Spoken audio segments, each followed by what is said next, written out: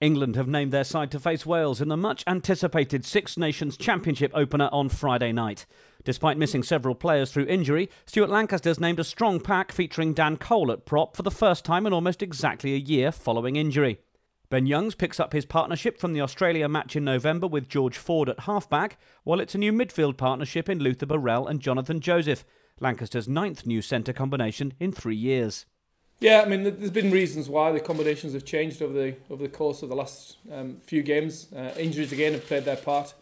Luther Burrell's back in the equation, who wasn't in the equation for November. Obviously, clearly Manu Tuilagi, Carl Eastman,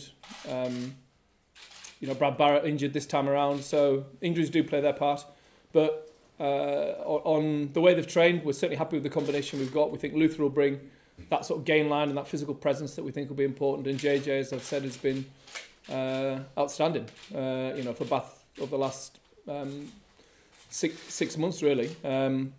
Obviously, up against two very experienced centres. I mean, I think we lost out on experience last year when we had Luther Burrell and Billy Twelvetrees, in the game at Twickenham.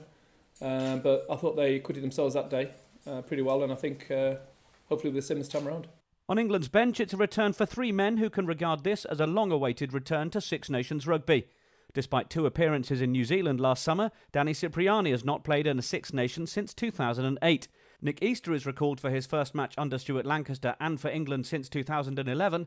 And Tom Croft is back in the side since the loss to Wales in Cardiff 2 years ago. Yeah, obviously it was a very, very frustrating game, sort of going from sort of a Grand Slam game to absolutely nothing. It was incredibly frustrating. To be fair to the Welsh, they played the right game. They turned up and played very exceptionally well that day. We weren't on our mettle, and we suffered due to it. So we've looked at things, put things right, and we can rectify and hopefully create some new memories at Cardiff.